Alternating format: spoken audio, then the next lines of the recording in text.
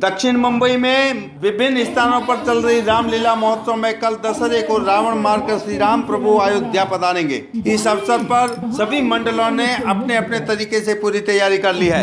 कल सभी जगह सुग्रीव प्रसंग चल रहा था। शुभ समय की टीम ने 4 रामलीला मंडल का दौरा किया। दिखाते हैं हम आपको एक झलक वानगी। पहले पहुंचे हम साहित्य कला मंच जो आजाद मैदान में वीटी की तरफ है।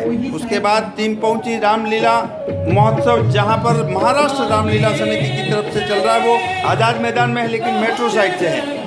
और तीसरी श्री रामलीला सेवा केंद्र जो क्रॉस मैदान में चल रही है और चौपाटी पर श्री आदर्श रामलीला समिति चल रही है। इन कोमल चरणों से इन पत्थरों पर चलने में आपको परेशानी आती होगी। ऊंचे पहाड़ कांटों के झाड़ वालू बयार निश्चर वानर का डर भगवान इस बीहर बयाने में आ गए आप क्यों कर भगवान है आप यति तपसी कोई या कोई क्षत्रिय भागे हैं भूले फटके आ निकले जाते हैं कहाँ के हैं। दशहरे के दिन तकरीबन 4 बजे शाम को रामलीला शुरू होगी।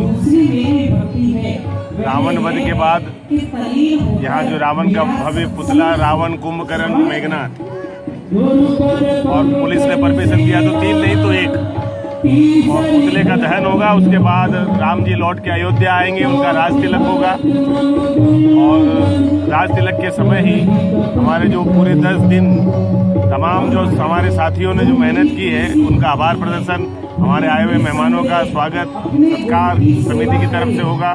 ये तो होगा 11 तारीख शाम को 7 साढ़े 7 के करीब। और दूसरे दिन 12 तारीख अक्टूबर के दिन राष्ट्रीय कवि सम्मेलन। ये 37वां वर्ष है जब हम राष्ट्रीय कवि सम्मेलन इसी ऐतिहासिक मैदान में करने जा रहे हैं।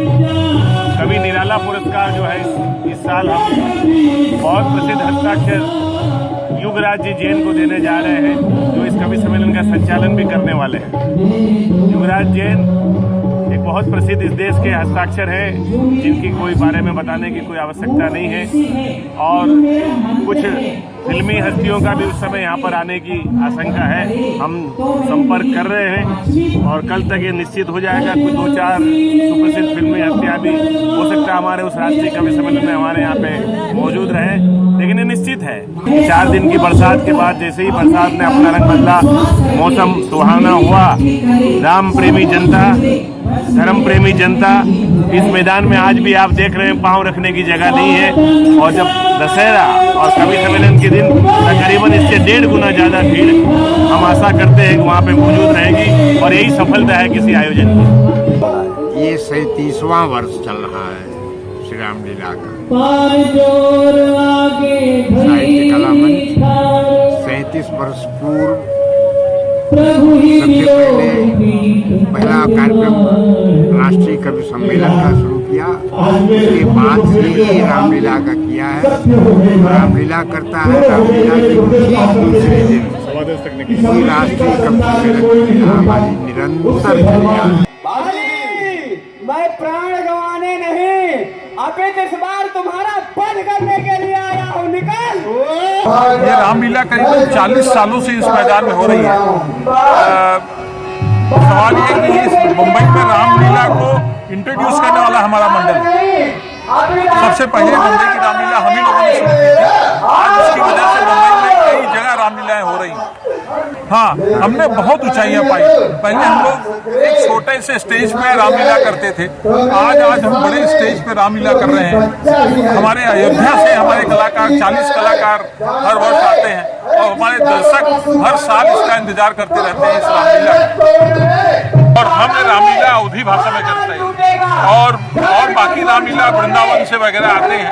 वो लोग मथुरा भाषी भी रामलीलाएं हैं। हम जिस भाषा में रामचरितमानस लिखा गया था उस भाषा में रामलीला स्वयं प्रभा है। मैं गंधर्व कन्या हूँ। एक दिन मैंने भगवान ब्रह्मा की तपस्या की और उनसे वरदान मांगा। मुझे भगवान का दर्शन मिले।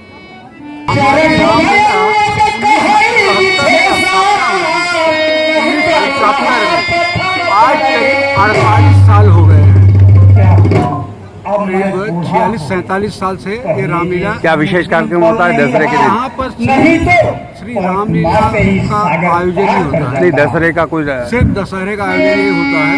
यहाँ पर बहुत ही विशाल करीब 30 फुट रावण बनते हैं, जिसे कि दशहरे के दिन श्री राम द्वारा जलाया जाता है, जो कि लगातार 42 सालों से चल रहा है।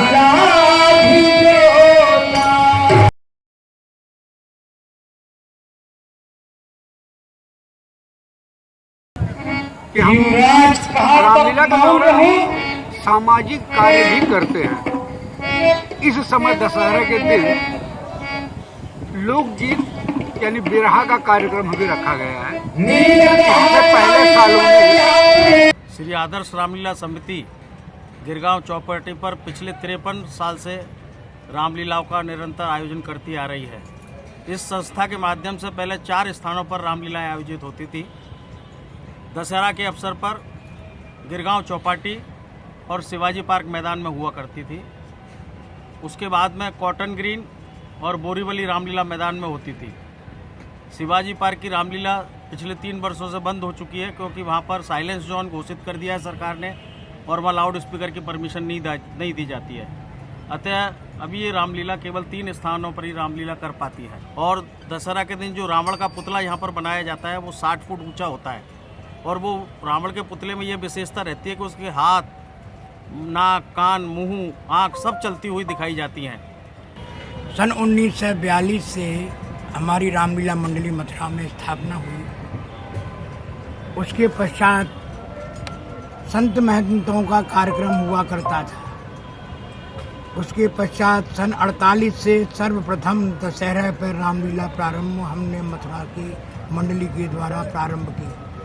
उसके पश्चात दिल्ली गांधी मैदान, दिल्ली परेड मैदान, अहमदाबाद, आपके कोटा, बड़े बड़े शहरों में। उसके पश्चात 1964 से श्री आदर्श रामलीला समिति के तत्वावधान में हमारा मंडल रामलीला करता। 100% hallmark jewellery showroom Mohanlal Hotalmal jeweller, antique, kundan, diamond, Rajasthani, Rajwadi, bridal collection का अक्षय खजाना Mohanlal Hotalmal jeweller showroom, near bank of India, Zaveri बाजार।